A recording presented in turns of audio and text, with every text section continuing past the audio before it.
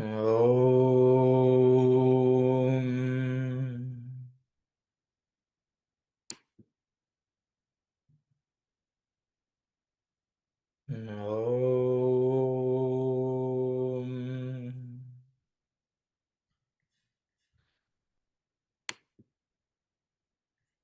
Om.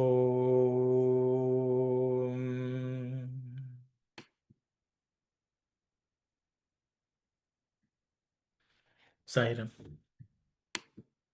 Just to recollect where we were last week, last 2 weeks ago, I would say, about in the Sathya Sai Vahini, we are in chapter 7, and Swami is talking about how this ignorance in us, ignorance that we are the Atman, um, has to be removed. And Swami is saying that, which just the way the switch has to be on for the light to come, you cannot ask darkness to go away by any means until we put on the switch. And Swami says, we should not consider anyone bad, but we should know that they also have the Atman within them. And I think that sort of gave rise to some discussion as to if we have the Atman within us, so the light also should be within us. Um, how is that we are ignorant? How we can be bad? So why should it has to come from outside? I think those were some of the ideas which we discussed. So I will continue from where we left off, and I'll ask Sister Kalyani to go from. Uncle, should we reread it or go to Yes, the... please. Just read the English at least once, and then if anyone has something to discuss.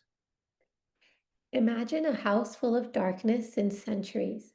You may enter the house and pray to the darkness to leave the premises, or you may shower abuse on it for days together, or frighten it by threatening force.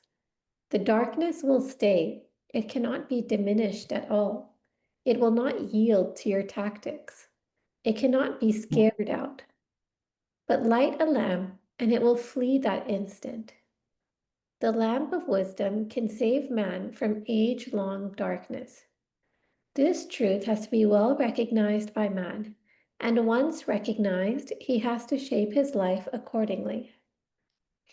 Man has an immensity in him. This is the core of Bharatiya thought. It is really a mystery how man came to regard himself as one condemned to fall. A person might strike us as demonic or as divine. In both, the Atma is a reality to the same extent. You cannot say the Atma in one is less and in the other is more. When faults are found in anyone, you will have to conclude that there are deficiencies in behavior, that is all. Do not conclude that there is no divine Atma in him. As a result of the company he keeps or the inefficiency of the society in which he grew, faults have grown in him. They are not native to his nature, which is Atmic.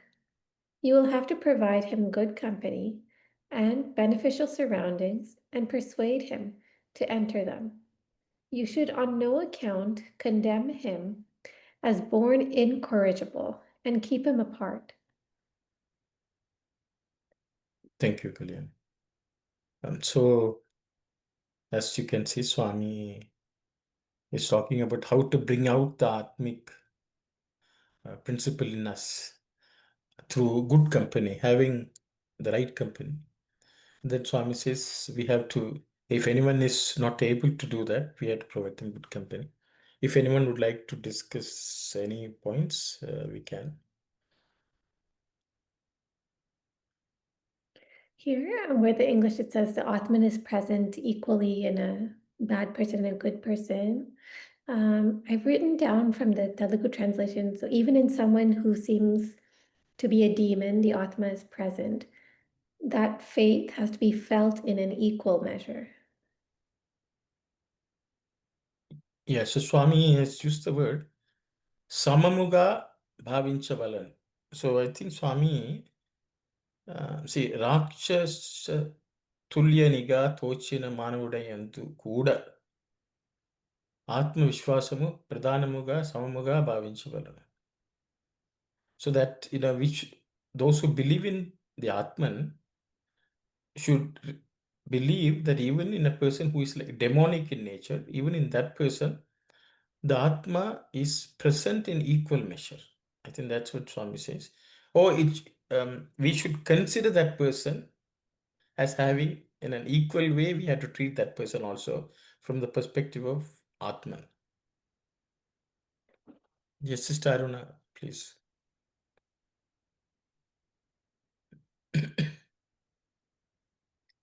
Sairam, brother.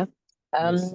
I'm just thinking to myself, oh yes, we have to see Atma in everyone like that. But so good company kind of thing. Don't you think sometimes it's a kind of a judgmental thing? How you how you think this is a good company? Where you will see like that? That's I'm trying to understand now more about it. um, which one is where you will draw the line to say this is a good company or this is bad company. Thank you, Sister. Very Thank good you, question. Saira. Thank you. Anyone else? Anyone would like to comment on this? How do we know something is, the company is good, that it will bring about an understanding of oneself as Atman? I think that's the question here. Because Swami is, this chapter itself starts with that, Gvartya Paramartha is something that believes in Atman. That Atman is the only thing which is present. That's the way Swami is starting. And so all this is for us to come to that realization that we are Atman. And then Swami is telling the company we keep is very important. Okay. And Swami says so that, but then Sister Aruna's question is, how do we know that the company is good? Because we think we are a center, we go and mix with people, thinking that it is all satsangam. So how do we know this association is good? This association is not good. I think that's the question. That is Sister Aruna's question. Anyone who would like to answer that? If we're in the company of a person, or if we're reading something, or and that brings us closer to Atma, or brings us closer to God, I think then we can say that that's good company.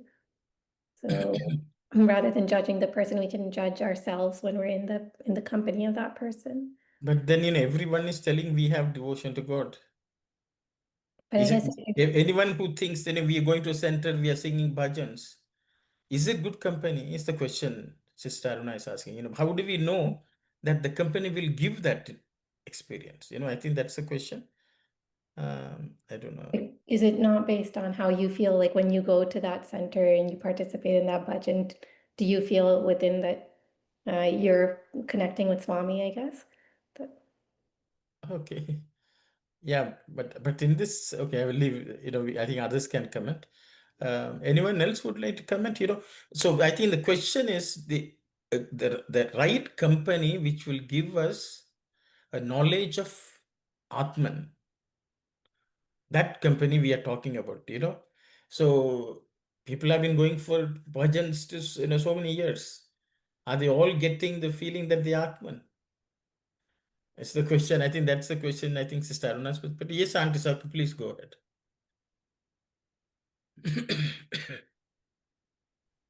Sairam, I don't know. Sairam all. When Baba compares the ignorance to the darkness, and you need light, and when you are in a study circle environment, everybody is trying to get their ignorance wiped out, and their knowledge towards the reality is getting more and more. So their thoughts, words, and deeds, to a certain extent, will be similar. Through that, you can judge who they are. But by going to the bhajans, no, sorry. That is out of 9 paths of devotion, bhajan singing is one. But removing darkness and you are climbing on this, you become a jignasu. You want to know more about the truth behind everything, then you know that group is could have the same kind of thoughts and their action will be same. They will be more careful about not doing anything against the truth. Thank you, Saira. Thank you very You much. know, you can choose your friends. Thank you, Auntie. Yes, Sister Maha. Sairam, brother. But I am thinking, in order to find out that person is good or bad, I think it will take years and years, right? Just coming to the bhajan, they will behave good. But when you see the person outside, how they're going to behave, and are they a truthful person? Or it's really, really hard to find out whether the person is good or bad. I think it will take years and years. You have to be very close to the person to find out. And one more thing is Swami is saying that even your enemy, you have to love that person. You don't have to be like a friendly with the person, but you have to love the person. But for me, it's really hard to find out that person is bad or good. It will take years and years. That's what I'm thinking. Thank you, Saira. Thank you very much, sister. Anyone else would like to discuss? Uncle, are you driving? Oh, sorry, Sivadas uncle. Pardon? I think Sivadas uncle has his hands up. Okay, yes, yes. Sairam, brother. Actually, Sister Aruna's question is different than what is here. In the text, it is said that there are faults because of the association of the people. Low association make the people different, wrong faults are found in them. But to that question, actually, my experience is we have to correct ourselves first. When we correct ourselves first, then we don't see outside as bad.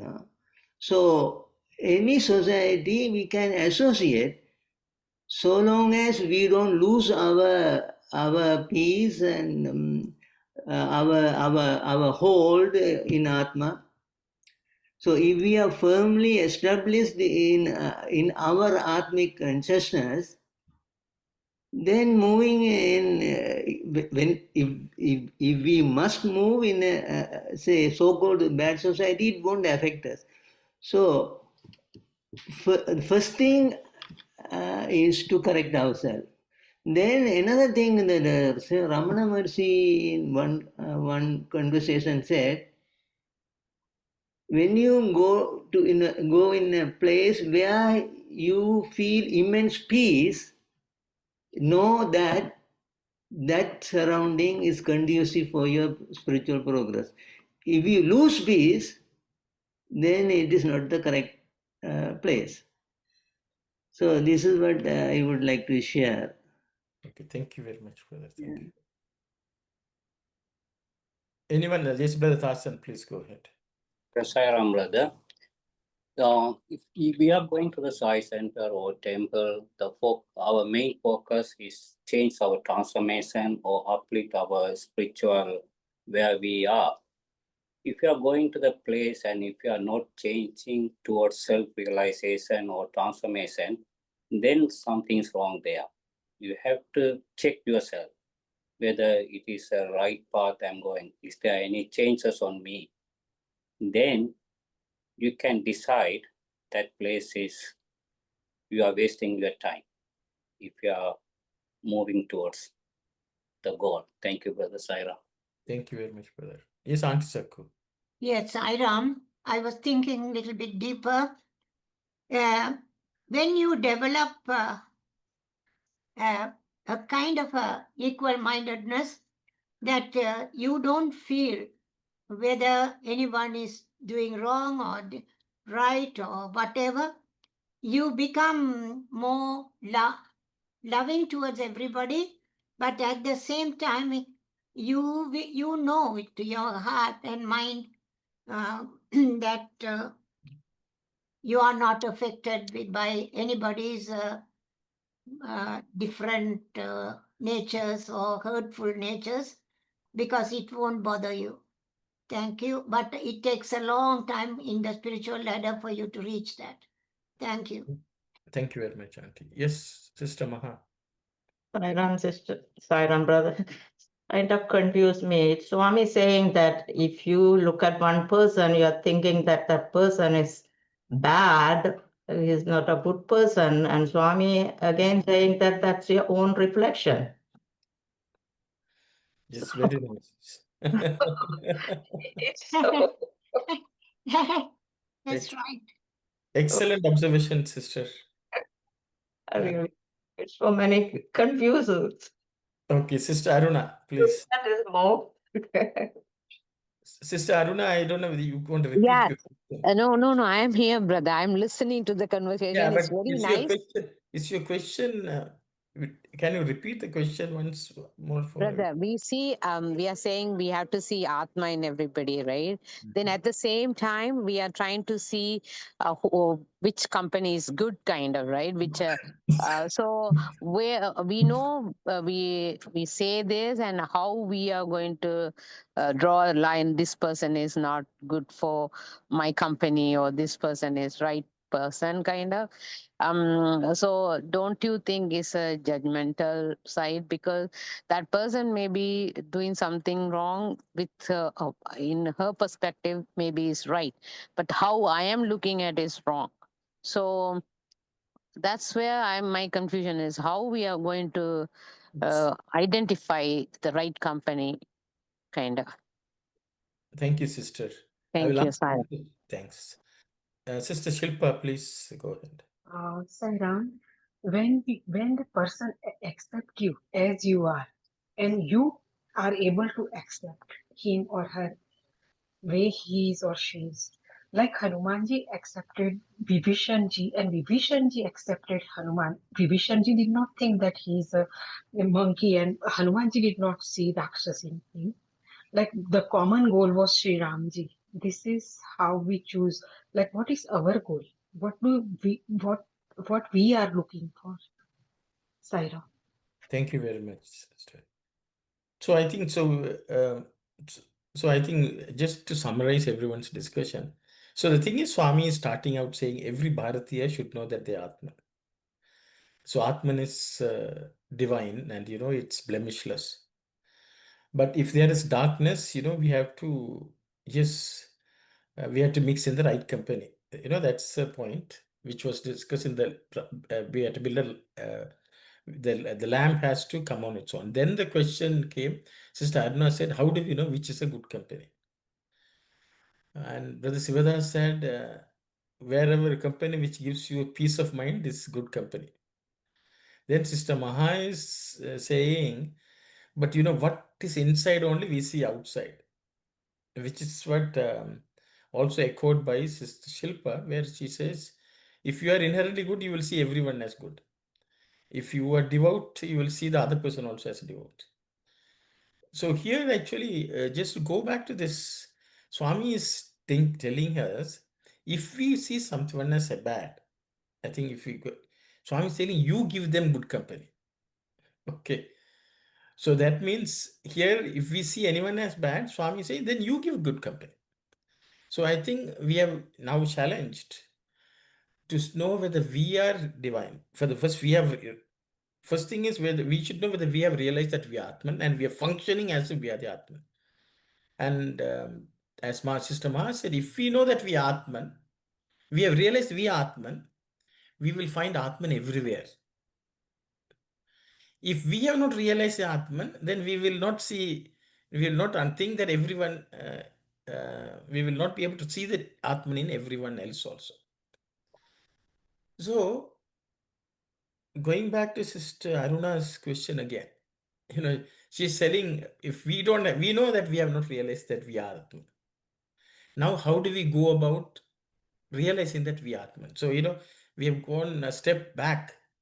Okay, leave alone others are bad. So, we don't know with we are Atman. How do we know that we are Atman? What is the good company? So, I think that's where we are stuck.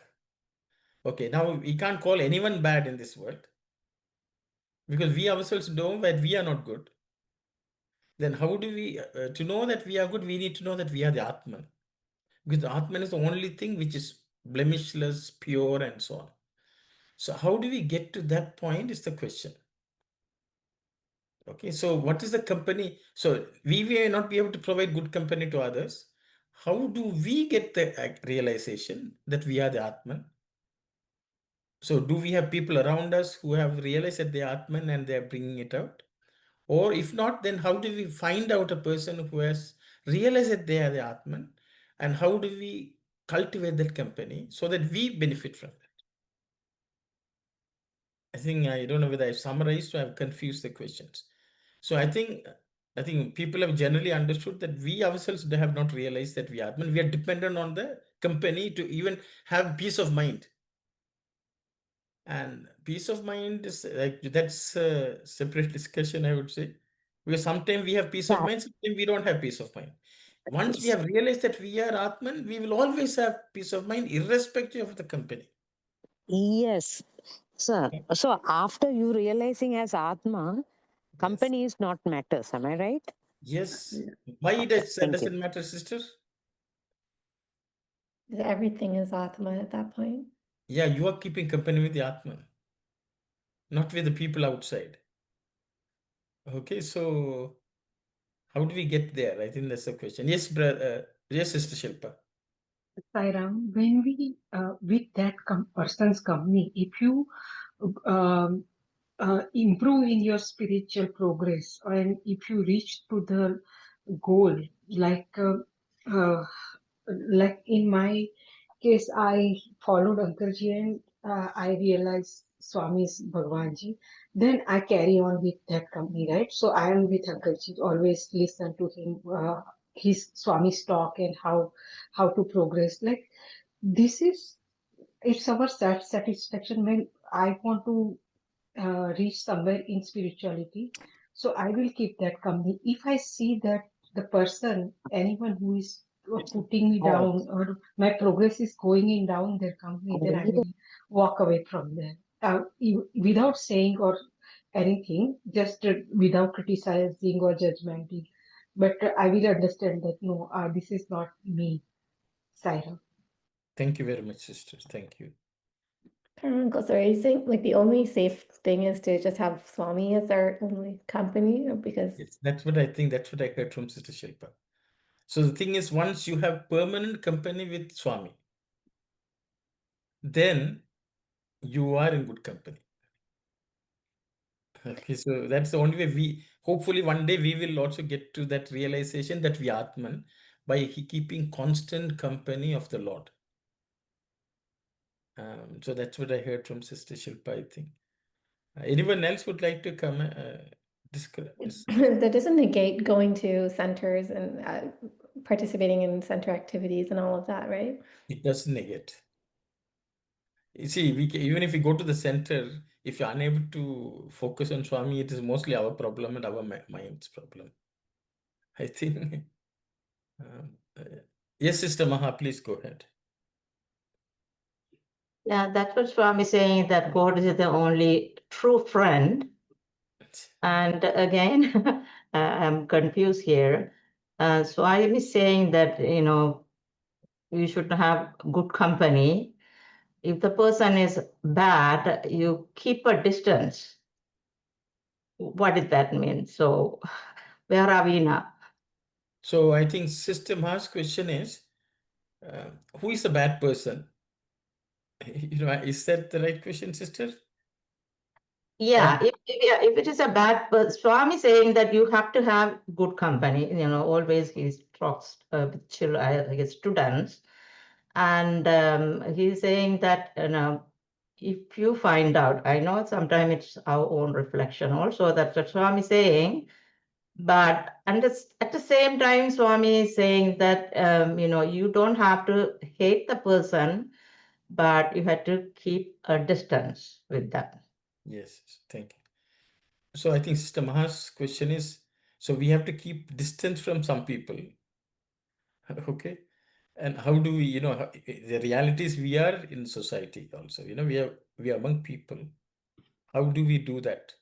You don't have to hate them, but You don't have to hate them, but keep a yeah, distance. keep a distance. That's what I heard it from Swami. Yes, thank you very much, sister. So what is good? Again, we'll go back to what is good company, what is bad company, and who do we have to maintain distance from, and who do we, even without hating, we just maintain distance so that you are not impacted by them in your own search. I think that's sister's question. But even for that, there has to be some distance, and what is good and bad, because we have already discussed, this Bhagavan verse, Satsangatve Nisangatvam Nisangatve Nirmohatam. The good company will grant something. So, what is that good company with whom we have no distance? We keep close proximity, and who do we keep, and how do we identify that?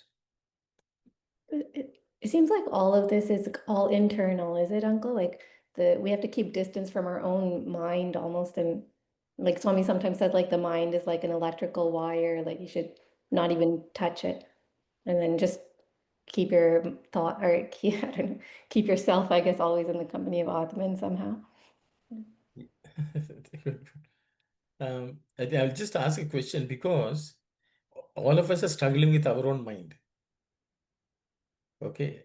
I think that's the challenge. So we need some external prop, initially at least. It's like because we are discussing a state where we have some control over the mind. That means you have to develop some ability to control the mind. But when we don't have control over the mind, people who don't have control over the mind, they'll find it a struggle to keep the mind in good thoughts. But if we are like that, how do we get to that point?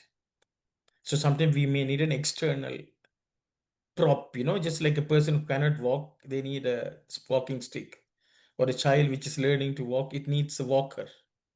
Or somebody has to hold its hand. So if we are in that situation, what do we do? So then what is a good company? What is a bad company? Means even we have to provide good company. That's what Swami is telling. But we are in a situation we are unable to provide good company. How do we find good company so that we ourselves become good?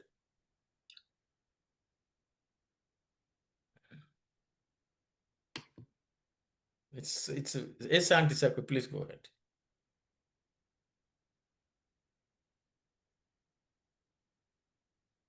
I think you have to unmute and speak, Auntie.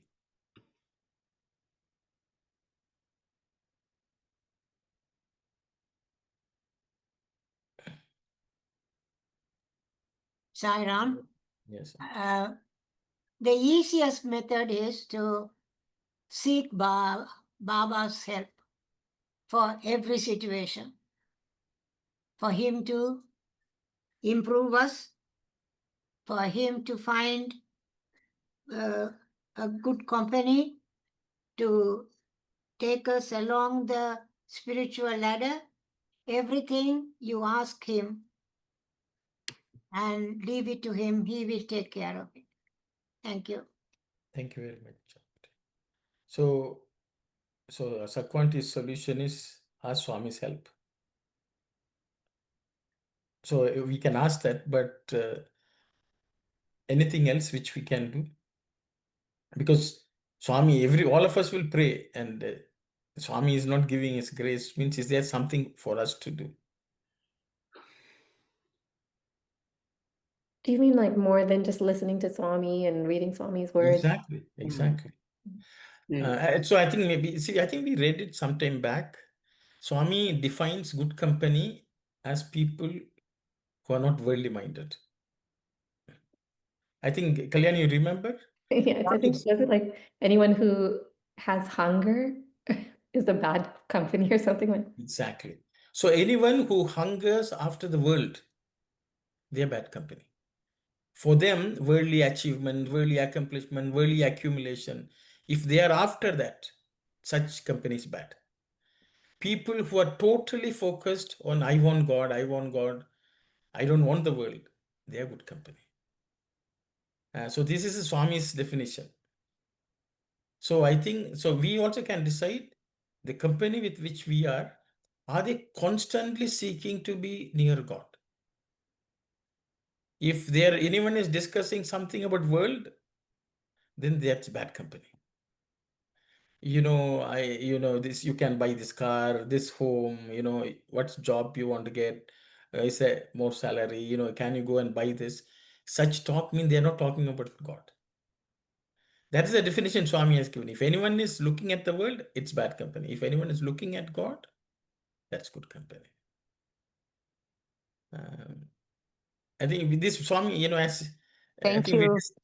yes, we discussed a lot actually, that hunger. Swami said anyone who is bothered by hunger is bad company. I think that's what we discussed. So hunger means hunger for the world. So anyone who is hungry after the world is bad company. Anyone who is hungry after God is good company. So if we don't have good company, we should develop the hunger for only God. We should not have hunger for the world. When we get to that point, then we will be in peace, whatever the company, whoever is around us, because we will be focused only on the Lord. That's what I understand. So I hope, Sister Aruna, you're happy with the answer, I guess. Yes, I am happy, brother. Thank you, Saira. Sairam. I think in the first subsequent paragraphs, I think Swami is covering some of these things. How do we get to that state, even for us? Because it's sometimes our own confusion.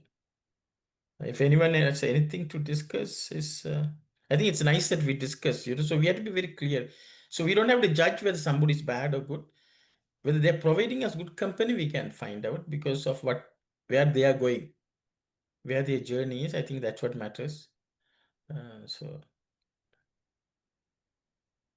if everyone is okay, we will go on. The body is composed of cells, which are made up of atoms. The atoms are also physical phenomena. They are fundamentally jada, or composite or unfeeling. The Vedantins speak of a subtle body, separate from this gross body. That too is physical. It is the center of subtle skills and force. It is in this body that all subtle mental feelings and agitations take place. Every force can work only through some medium or other, which is physical. The same power that operates the gross body works through the subtle processes of thought. They are not two different entities. One is a subtle form of the other. That is all. What is the source of these powers? If we delve deep, we will find that there are two things in nature: Akasha, sky, element, and prana, life force. Akasha is the source of all the gross and subtle material one encounters. When prana, or life force, contacts it due to the impact, the Akasha principle transforms itself into either gross or subtle in varying proportions. Prana, too, is omnipresent like Akasha. It can also penetrate everywhere and everything. Like the blocks of ice that water becomes, and that float on water, and that move about on water, the prana acts on Akasha, and bodies appear. Prana is the force that molds the Akasha into various forms. The gross body is the vehicle of the prana that it has shaped out of Akasha. The subtle body is of the form of thought, feeling, etc. When the subtle body is transcended, the awareness of the reality becomes manifest. Just as the nails on our fingers persist, however often we pare them, as part of our gross body, The subtle body, too, is an integral part of man's makeup. Okay, thank you very much, Kalyani. So we'll read the Telugu. Unfortunately, Mani Aunty could not join today. And so I will have to read and I will have to translate, and you are at the mercy of my ignorance, I would say. You will try to read.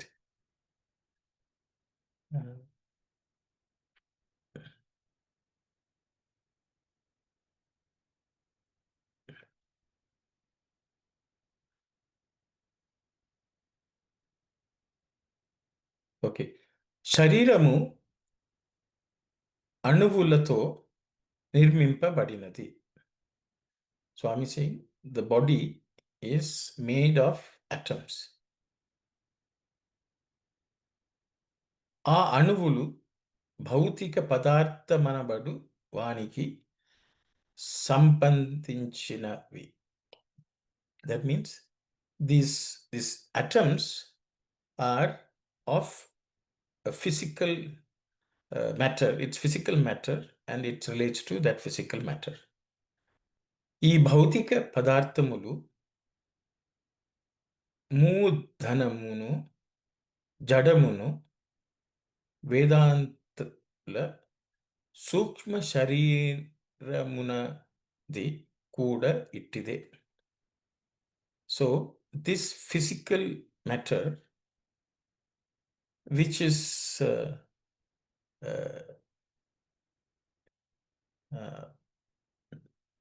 it's jada, means it is that which is Inert. gross. Inert. Inert. Inert, that's what it's inert. Okay, it's inert, and it is also, according to the Vedanta, it is even present in the sukshma or subtle body. That is also of the same kind. ఈ సూక్ష్మ శరీరము కూడా భౌతికమే కాని వేరు కాదు. Even this subtle body is also physical and it is nothing different. సూక్ష్మ శక్తులకు అది నిలయము.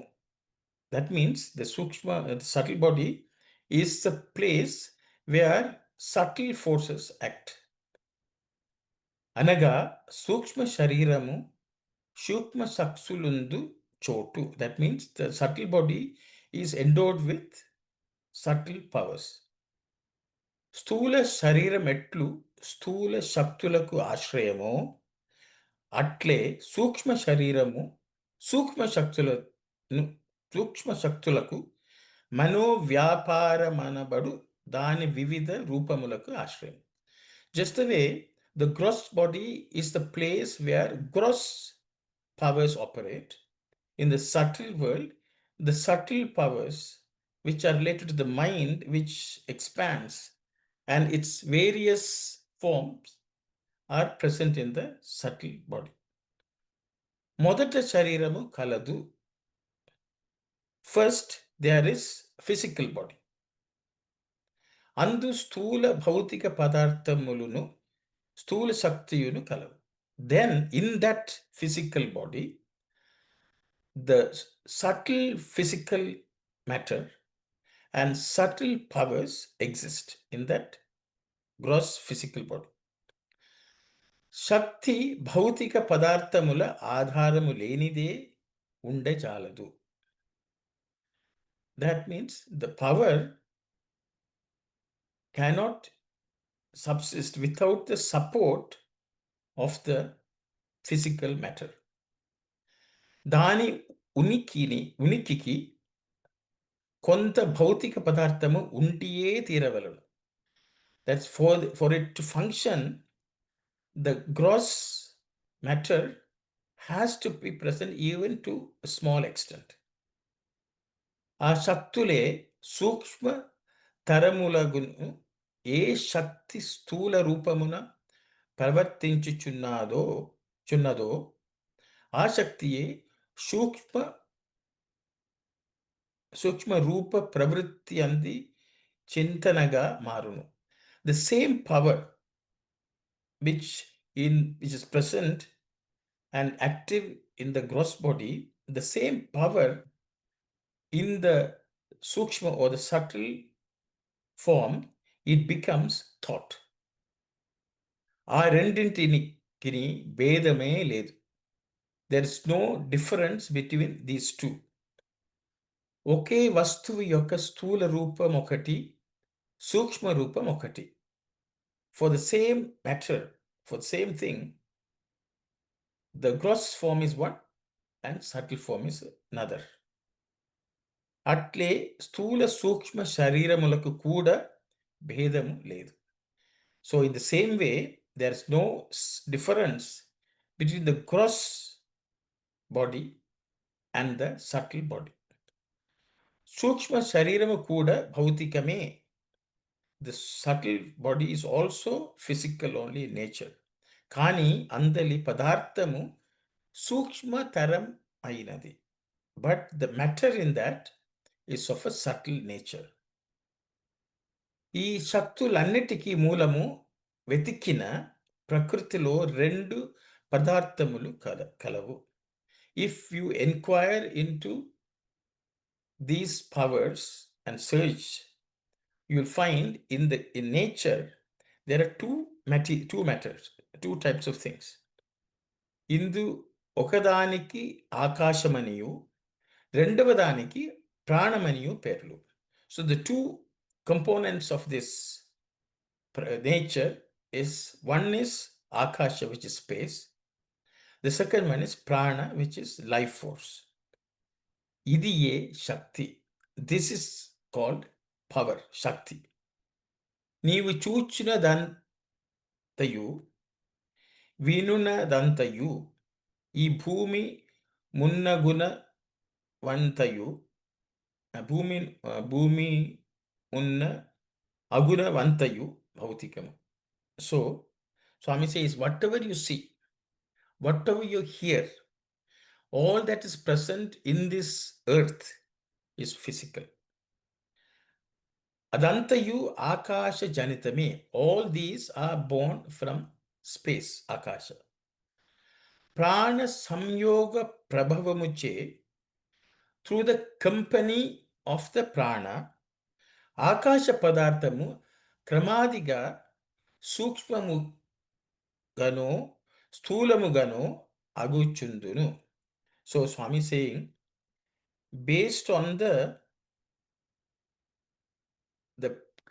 nature of the akasha matter, gradually something becomes subtle or gross. Akashamu vale pranamu kuda sarva vyapakamu, sarvantargatamu. Just the way the space is present everywhere, spreads everywhere, the prana is also spreading everywhere and it goes everywhere. Akashamu, I think that's, have we gone past, Kalyani, I think? Oh, okay, still some more is there, wait, sorry.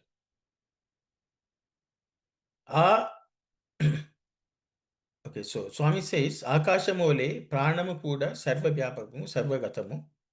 Akashamanu jalarasito polchavachunu.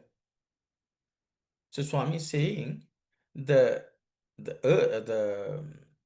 space can be compared to the jalarashi, like the water element. ఆ నీతి వలన పుట్టి ఆ నీటిలో తెలియడుచుండు మంచు అడ్డలతో లోకము నందుగల తదితరము నంతయు పోల్చ వచ్చును. So that means that which is born of the body, of the water, it is born in that. It also lives in the water. Manjugatlo means just like the ice cubes. Lokamu nandugala taditaramu nantayu polvachu. So just the way ice cube is in the water, it's born of water and it also exists in the water. In the same way, all this around us are also similar. So what Swami is talking about is just the way ice cube becomes water. It's made of water, but it has become it has condensed itself and become a crystal. The same way everything in this world is. ఈ ఆకాశము వివిధ రూపములందు చేసే శక్తియే ప్రాణము. So the akasha is made into various forms with the power of the atma, power of the prana.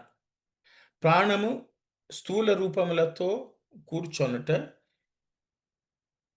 మాట్లాడుట మొదలగు రూపములలో అభివ్యక్తమగును. So this prana is the one which is present in the gross body, and it makes us speak.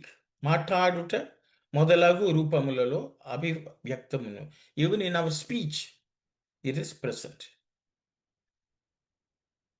సాధన ప్రాయమైనది స్థూల శరీరము. సాధన ప్రాయమైనది స్థూల శరీరము. So the gross body is made of accomplished in that manner. అది ఆకాశ పదార్థ కల్పితము, సూక్ష్మ శరీరము కూడా ఆకాశ కల్పిత పదార్థమే. In the same way, the same space also becomes a subtle form because of the way the akasha itself has become, the same substance of space has become the sukshma form also. Kani adi ati sukshma rupamagu akasha padarthamu.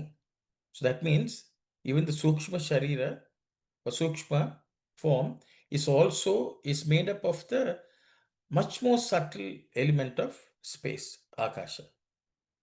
అందు ప్రాణము యొక్క అత్యంత సూక్ష్మ రూపముకు చింతన వ్యాపారము కలదు.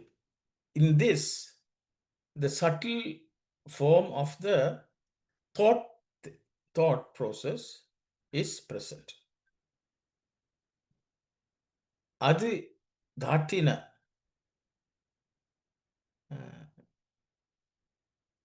అందు ప్రాణము యొక్క అత్యంత సూక్ష్మ రూపముకు చింతన వ్యాపారము కలదు.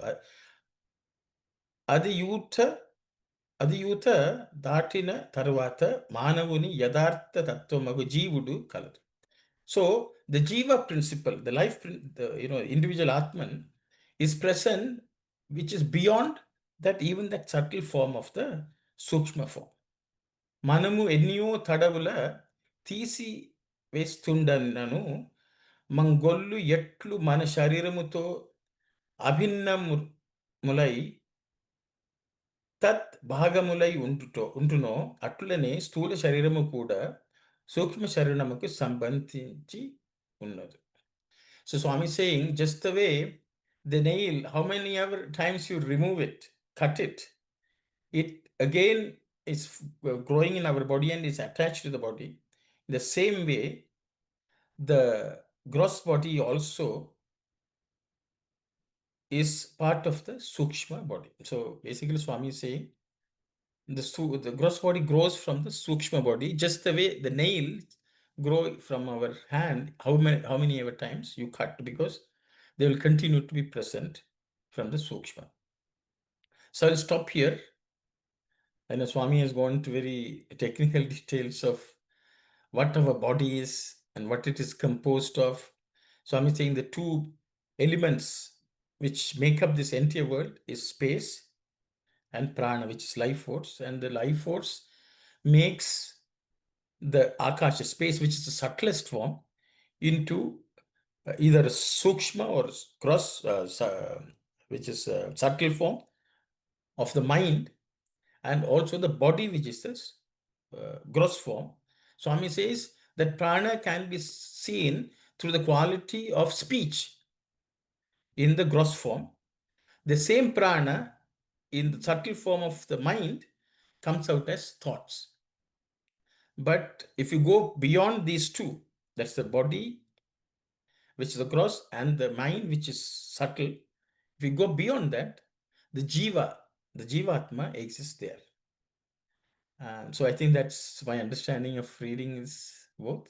So I'll stop here, and anyone can discuss any of the points. Because of auntie's absence, you had to make do with whatever translation I have provided. But yes, auntie, second.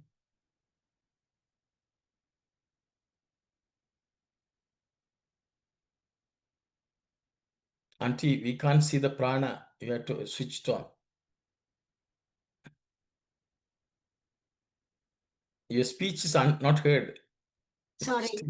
Silent. Can you explain the last part you said about the gross body, then the prana, and then the atma? Could you just explain again, please? So what I don't know. Anyone else would like to discuss what you all understood? Maybe I will be repeating myself again. So hopefully it's clear if somebody else heard what I said and Sorry, brother, that showing hand, I don't know whether it's working or not. Yes. So, the Savandi's question is on the bottom part, no? That even I need a clarification because you said the GV is subtler than the subtle body. Yes. Is it like that, Baba said? Yes, brother.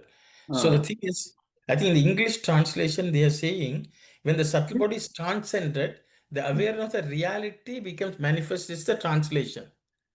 In English, first sentence in the last paragraph. Okay. But I will read the Telugu again. Okay. Adi youth datina. That means if you cross that also. Okay. Okay. See, Swami says first, in the Akasha is the subtlest. Okay. In the physical body, it becomes speech. In the mental body, which is subtle, it becomes thought. If you cross that also, Adiyuta Datina, if you cross that also and Adayim Tandinal, in Tamil we will say. Yeah. Taruvata means afterwards, Manavuni Yadartha Tattva Magu Jivudu Kaladu. That means if you cross over the thought and the mind also and go there further, you will find the real form of a human being, which is Jiva, can be present. Is a present.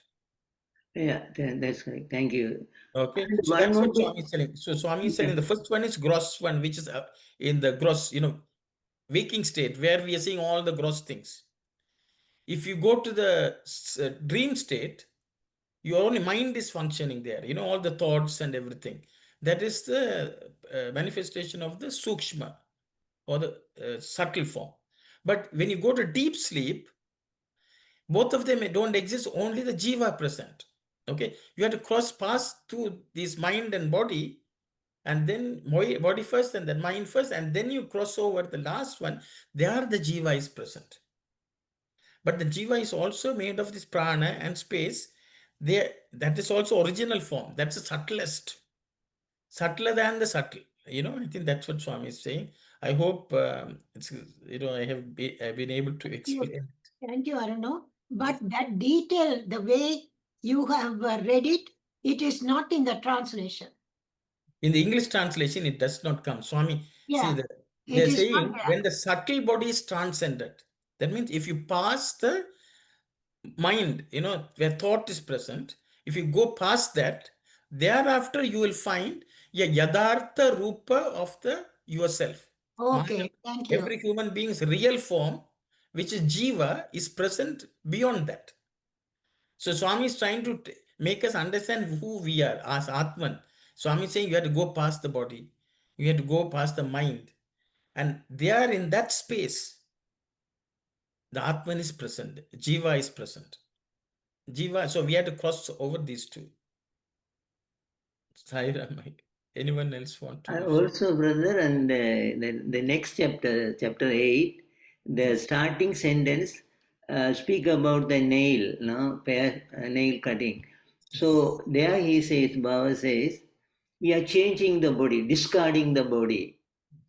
But subtle form will remain for many years and many ages. Longer than the gross body. Yeah, longer, but we are changing. The physical body is changing. So that's in the next chapter. First line is telling that. Yes, yes. Yeah. So see, when we die, the body dies, but the subtle body still remains with the vasanas. Yeah. That continues on and on. And when we give up that also permanently, then you are you have liberated yourself from your mind also. So our nails is physical body. Yes, yes. Yeah, subtle body is cutting the physical body and pass on. Yes. But it will grow again as long as the body is there. Yeah, because the impulses are there. Yeah. Yes, yes, thank you. Yes, Kalyani, you wanted to say something? No, that's okay. See, Swami is trying to help us see, whose company we need to have, Swami's company, so that he will teach us one day, who we are, Atman. See, that's a good company he's providing to us. And as Sister Ma said, if we think of him and, we only associate with Swami, then we should be okay.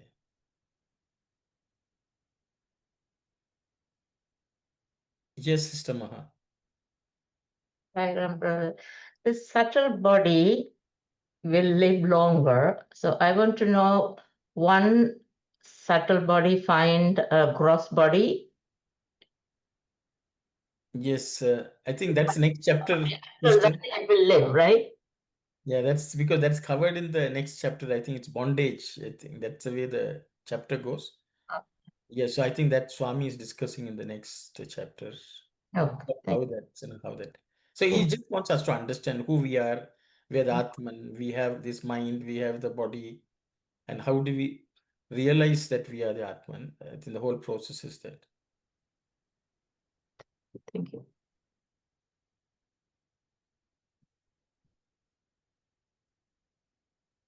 Anyone would like to discuss anything, or shall we go on to the next chapter? It's 358 only. Okay. So Kalyan, maybe you can read the. Thanks. Bondage. A person can discard as many gross bodies in which he takes temporary residence as the number of times he pares his nails. But the subtle body cannot be changed. It lasts and persists. This is the most secret doctrine of Bharatiya spiritual thought. Going further along this line of discovery, it can be revealed that man means a complex of the gross body, the subtle body, and the jivi, the individual. The Vedantic philosophy would declare that the jivi shares the quality of eternal, unchanging everlastingness, nitya. Prakriti, or the objective world, is also eternal, but with a difference. It undergoes perpetual change. It is never the same, but it persists forever. The basis for the objective world, namely prana, the life force, and akasha, space, are eternal, but they act and interact without rest and manifest variously and manifoldly. Thank you, Kalyani. So I'll read the Telugu.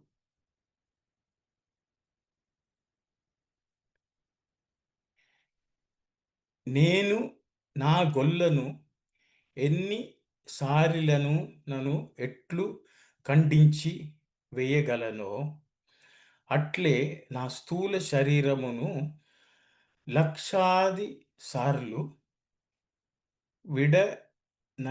విడనాడగలను. So Swami is saying, just the way how many times ever you cut your nails, it again repeatedly grows. In the same way, even our own gross body, millions of times, laksha times, you may give it up, it again comes back. Kani na sukshma shariramu nilchiye unduno. But my subtle body is more permanent. It remains through all this. ఇది మన భారతీయ పరమార్థ వాహిని తెలుపు పరమ రహస్యము. This is a supreme secret, rahasya, which is taught by the Bharatiya Paramartha Vahini, the stream of the Bharatiya principle thought. Inkanu vicharinchina, even if you inquire it further, మానవుడనగా ఒక స్థూల శరీరము, ఒక సూక్ష్మ శరీరము, ఒక జీవుడును కూడి ఉండును ఒక ప్రాణి. So if you further inquire, you will realize that man means it is a combination of the gross body, the subtle body, and the jiva principle. Okay, it is prani. Prani means a living being. వాడంత వేదాంత తత్వశాస్త్ర ప్రకారము జీవుడు ఈశ్వరుని వలె నిత్యుడు. According to the Vedanta principles, the jiva is just like the Ishvara, is permanent, nitya, eternal. ప్రకృతి కూడా నిత్యమే కాని మార్పు లొందుచు నిలచియుండును.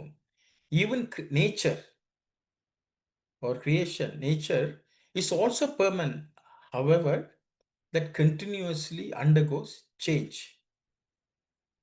ప్రకృతి మూలమగు ప్రాణాకాశ పదార్థము నిత్యమైనదే, కానీ అది సర్వదా వివిధ రూపములుగా మారుచుండును. So the nature and the two components which make up, which is prana and akasha, both are also eternal. However, always they take change into manifold names and forms, or manifold forms. They continuously keep on changing.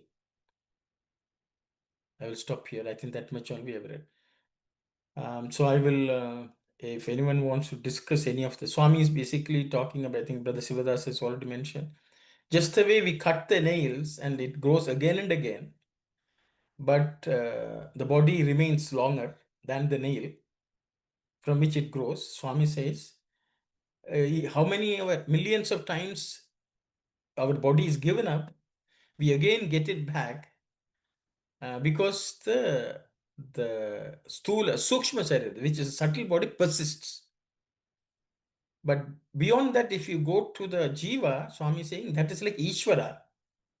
It's eternally permanent. That's the principle of the jiva.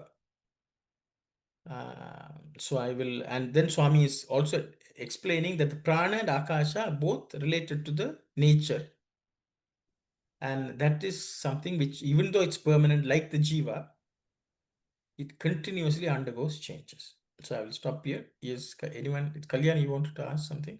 So when Swami saying the jiva is permanent, so that doesn't that mean like what about mukti, sayujyam, and Yeah, so I think Swami is going to cover that because the whole thing is about bondage.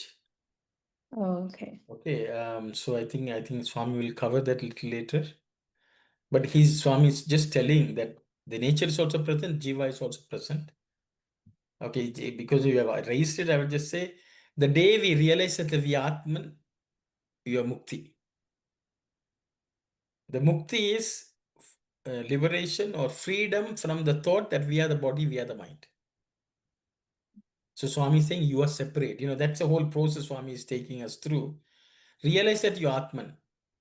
Don't think that you are the body. Don't think that you are the mind. When you stop thinking these two, that you are the body or we are the mind, we identify, then that is called mukti. Until that happens, it's going to grow again and again. But what about after that happens? Then, but jivas will always exist. Yes, Jiva, both are actually existing. The body and mind are undergoing always change. They all will also exist because both of them are bhautika, Swami said, no, physical matter, which is Prakriti. They will also exist, but they will continuously change. But Jiva remains without any change, always, permanently. I think that's the difference between Prakriti and Purusha. Prakriti is also permanent, Purusha is also permanent. Prakriti continuously changes, whereas Purusha does not undergo change. And when we know the separation, then you are freed. So you said jiva is kind of like it always undergoes change, or it does not It undergo? does not undergo change. Oh, the jiva does not. Jiva is Swami saying like Ishvara. Oh. Yes, Jivatma actually doesn't undergo, but it imagines that it's undergoing changes because it identifies with the mind of the body. Mm. But in reality, it does not go change, but it imagines that it's undergoing change because of its association with the mind and the body, is my understanding. I think Okay. Swami will clarify that. Yes, Sister Aruna, please go ahead. Sairam, brother, my question is, see, when you realize yourself is Atma and you see on the others also like they are also spark of divine, only the spirituality start, okay? So what is that not spirituality, spiritual journey start. So what is that meant? What is the real meaning of that journey? Okay, good question, Sister. I think we discussed it. Is Sai Satish there? No, he's not here. Yes, but anyone would like to comment? I think we discussed it briefly. I don't know whether in this study circle or another one. What is the journey? You know, I think Sister Aruna is asking because if the spiritual journey starts when we identify that we are the Atman, what is the journey after that? But anyone, I think we discussed it some couple of weeks ago, a few weeks ago. If no one Yes, remembers, we discuss it. Again, it's coming. Then I'm not that's, clear with that. that's like the nail again growing, sister. But I will repeat it. If I think others may remember, one wants to volunteer. So the thing is, sister, first we should understand we are the Atman. That is when spirituality starts because spirit is nothing but Atman. So Swami says the spiritual journey starts. The journey from that point, from what I understand, is first then recognize that Atman is present in everyone. That is one step. Then the next step is all these Atman together is one. Then you understand that this conglomeration is nothing but Paramatma. That I am that. So that whole journey is the journey of the individual Atman, seeing that Swami uses the word Vyashti, means individual. From that you have got Samashti, that means you go and identify that it with everyone and everything around you. That is Samashti. Then Swami says from there you go to Parameshti. That means you become one with, identify with the Brahman. So that journey is a long journey also. But that cannot start until we identify that we are the Atma. Oh, I think that's the way okay. I got it. Getting into the car and where are we driving? You know, I think we discussed that. Oh, yes. So Samasti, then the first one, what did you say, brother? See, Swami, in another word also Swami is from I to we, then we to we becomes he. So first we should have the identity from I individual. Yeah. First you know that you are Atman, then you become we. That means Yeah. all of us are Atman. That's a Samasti. The first one called? Vyashti. Yashti. Okay. So, Vyashti. Yashti, Samasti, then Parameshti. Paramesti. Okay, thank you. So then we put it all together and say this is Paramatma. Then Okay, that you identify as one. At the end. everything is one, only Paramatman exists at that point in time. Okay. Good. Thank you. Sarah. It's okay. So Swami wants us to first identify that we are Atman. That's where he's telling. To get to that point, we have to go from the body to the mind, and then we have to cross that And then we should recognize that we are the Atma. Okay, I hope. Yes, Sister Auntie Saku, please.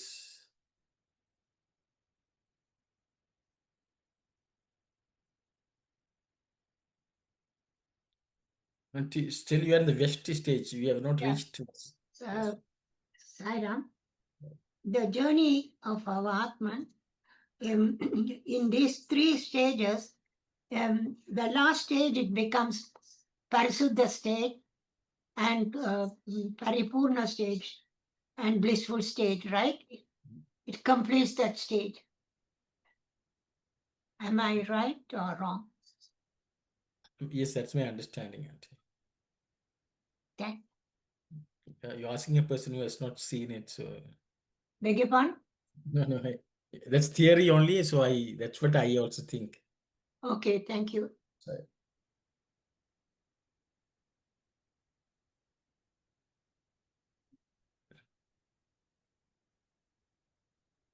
Sorry, Uncle, sorry. Just to go back, do you mind just translating one sentence from the previous part that we read? Previous paragraph or this paragraph? The previous paragraph? In the previous chapter? Yes. Okay, 7th chapter, no? Yeah. Which part you want me to look at? Stula Sharira Metlu Stula Shaktulaku Ashrayamo. Okay. Right.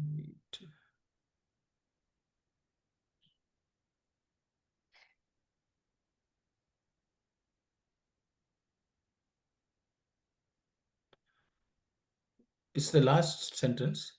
No, it's not the last. A couple paragraphs. Couple of paragraphs earlier. Yes, it was near the beginning of the part that you read in Telugu. Our identity.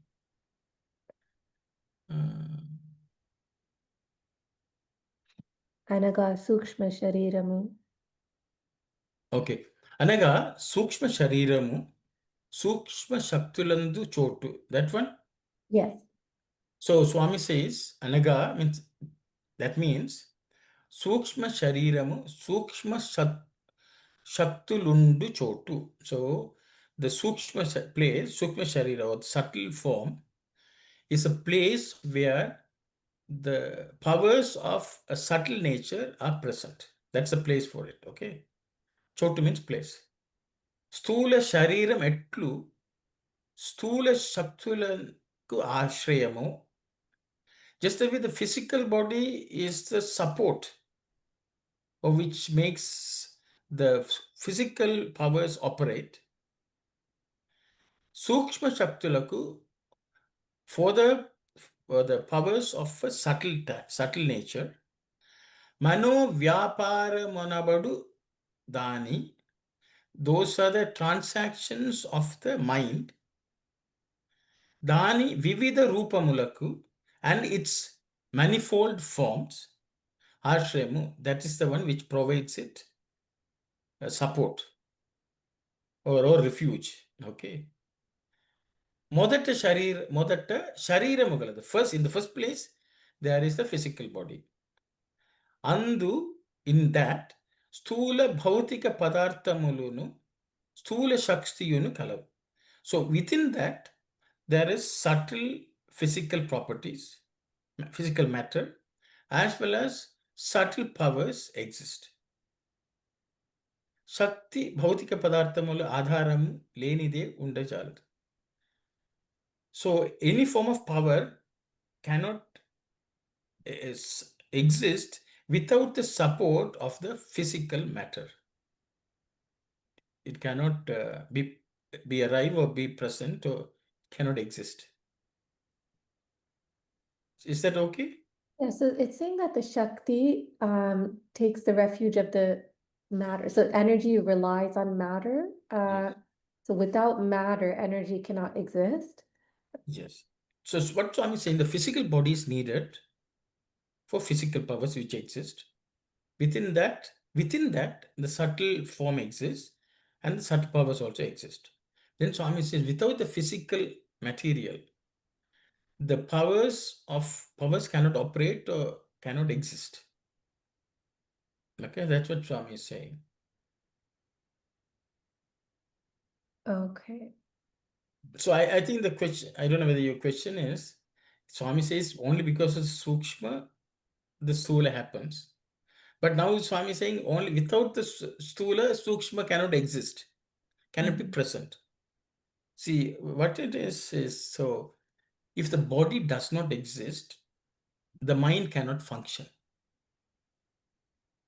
So even though the subtle, see, for example, when we die, the mind becomes a seed form. The vasanas becomes a seed, and that is what travels into another body. Okay. It is like if you take a seed, the seed cannot grow by itself into a tree. But the tree needs soil for it to grow and manifest in its full potential. So when we die, the mind or the sukshma form actually becomes a seed. And it cannot function, it cannot think and it cannot do anything. The powers cannot manifest and be present and so on. But it needs a physical body. Just the way when from a fruit you get a seed, the seed is not the tree yet. It can only become a tree when it is planted into soil. So the same way, the physical body is needed for that stula, sukshma, subtle form to manifest itself. Without that, it cannot manifest itself. It cannot, it's only in a seed form at that point in time.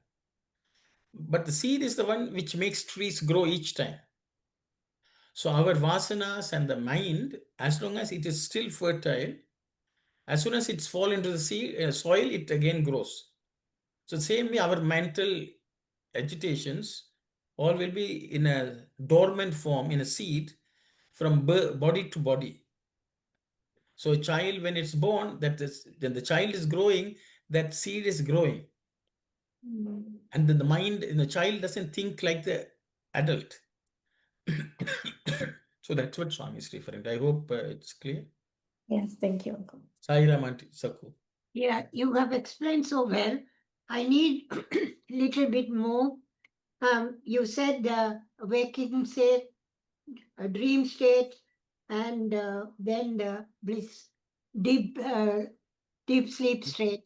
Can you combine with subtle body and gross body and explain to us again?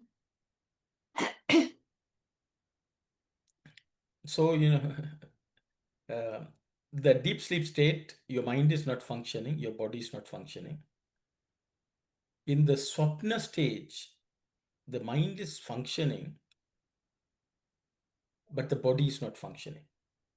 So only the Sukshma Sharira is operational in the dream state.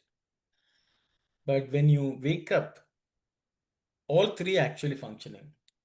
The gross is also functioning, the physical body is also functioning, the subtle form is also functioning, and the jiva is also present in that. But the jiva cannot function in this world. For example, if you take the dream state, you are still not able to control your thoughts. You can't make the thoughts go in a certain way in a dream state.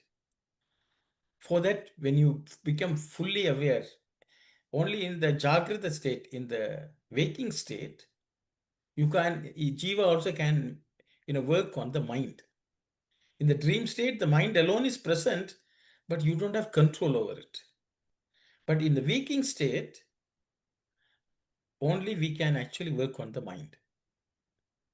So these three are present at all. In the waking state, the three of them are fully manifest, waking state. In the dream state, only the jiva and the swapna state, in the dream state, only jiva and the subtle body are present. But they are not, you don't have full ability to control and manage them. In the deep sleep state, mind is also absent. I hope, I don't know whether I'm confused. If you have any specific question, I can explain.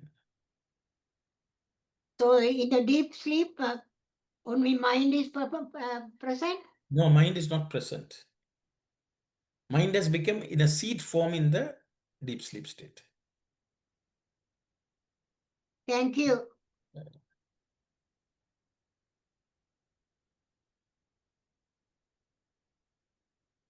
Well, Uncle, how come we had learned before how like Akasha like combines with the other five elements in different proportions and all of that.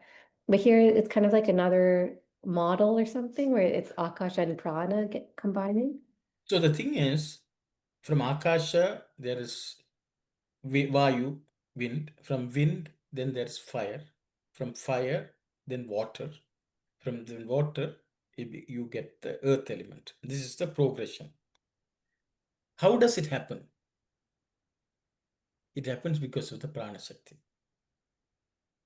Prana Shakti is the one which crystallizes Akasha into Vayu, into fire, wind into fire, fire into water, and water to earth. That is possible only because of the Prana Shakti. The interplay between Akasha and Prana results in from the subtlest to the gross.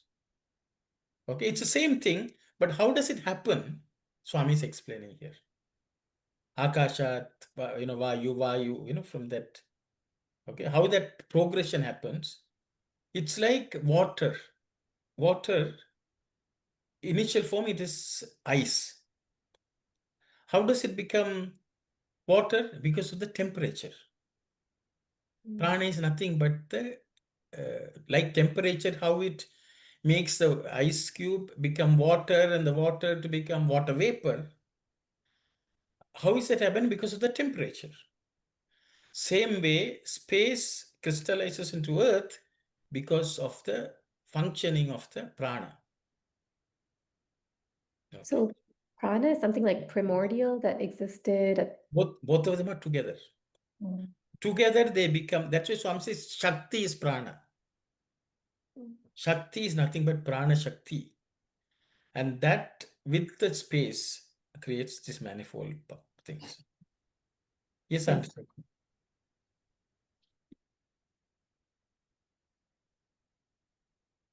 Auntie Saku, your hand is eternally present. No, I'm busy writing. Sorry. Okay. Yeah, but You whatever that is dropping from your mouth, I'm writing. okay. Is everyone okay with whatever we have discussed so far? Swami is, Swami wants us to learn Vedanta and Swami wants us to understand these concepts because only through this we will understand who we are as Atman, which is beyond the physical body, beyond the mind of all thoughts. And we should identify ourselves as Atman. I think that's what Swami is trying to help us here. If Uncle, I know you had mentioned that through the gross body, like it manifests as speech, and in the subtle body it's a as thought. thought. I can't find that. Was that in the translation or? It's not in the translation, it's in the Telugu. You want me to read that again? Yes. Is it, I think in this only, wait, let me. Yes, Brother Vimalesan, you have a question? No, I just thought it'll be relevant. So, no, from Swami says here in a shortened, this one. No, from Akasha, Prana and all that, but from the subtle to the gross, from Akasha to Vayu and the grosser forms of elements. Now, when we were studying with someone, the Viveka Chudam, so in Adi Shankara explains that from all five elements have subtle forms also, from subtle Akasha to subtle Vayu and that process, and then the gross forms manifest. So that process is called Panjigaranam. So that's in the Vedanta, that process is there. So I just thought is mentioned relevant. And also I thought I would like to mention this. I read someone wrote, Advanced Swami, before going to the darshan, told someone in a conversation, do you think I go to darshan and see all these bodies? So by that, I'm just asking your opinion. So that did he mean by that he's seeing the subtle bodies instead of the physical bodies, so that he knows everyone and the inner these things. Sahira. Okay, Sairam. Okay, I will address that. But first, I will. I think Kalyani. Kalyani, I think it's the previous chapter, Kalyani. I think it's in chapter 7 is what you're asking. The speech and the thought. So Swami is saying, That last paragraph. last paragraph, yeah.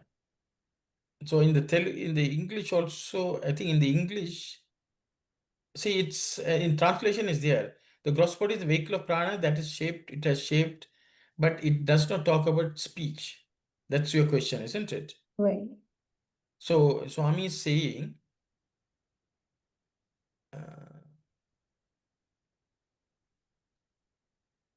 Chintana, 1 second.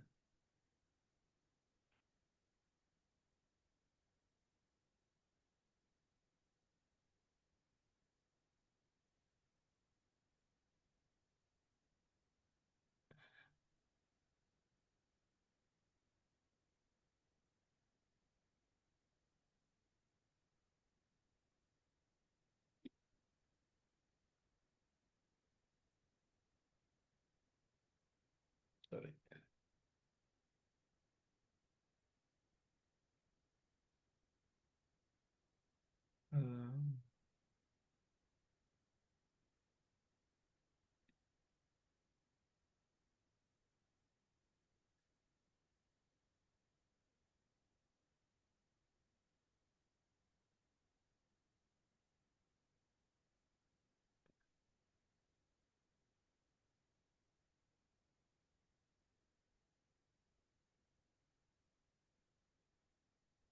Okay.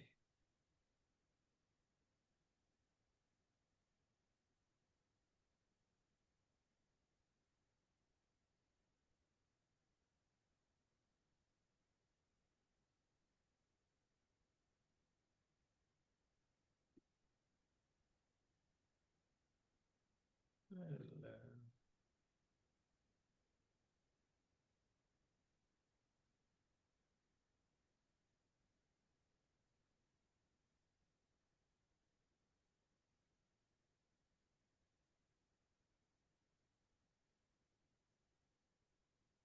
okay, so it's here. Okay.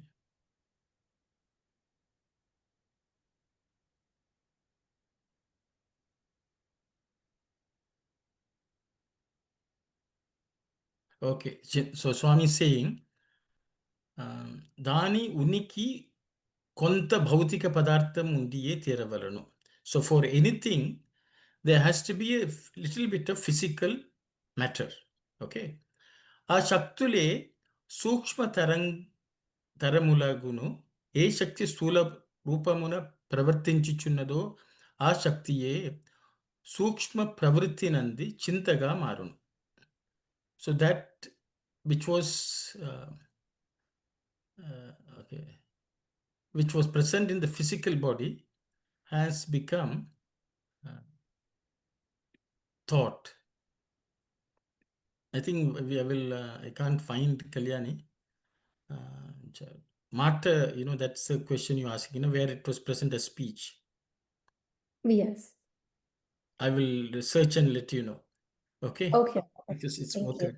But I will, brother, Vimaleshan's question, I will try to answer. So you asking about Panchikarana, brother.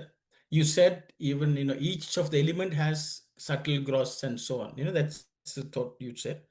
See, the thing is, everything originated from Akasha. Right.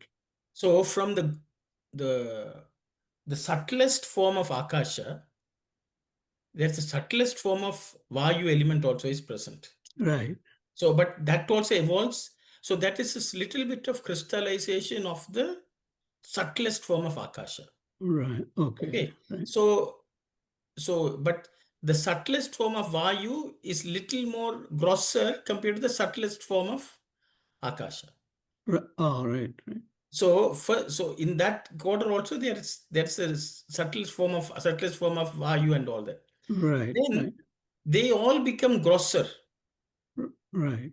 And then that is these five then mix with all the other five, and that's the way the world is created.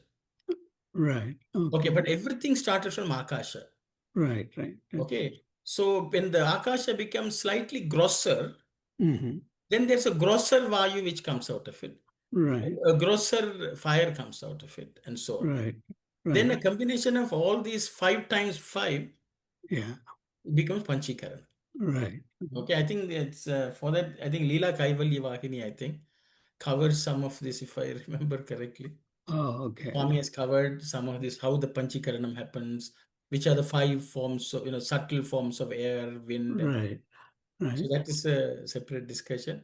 But Oh, here okay. Swami has not gone into that. That's number 1. Number 2, you said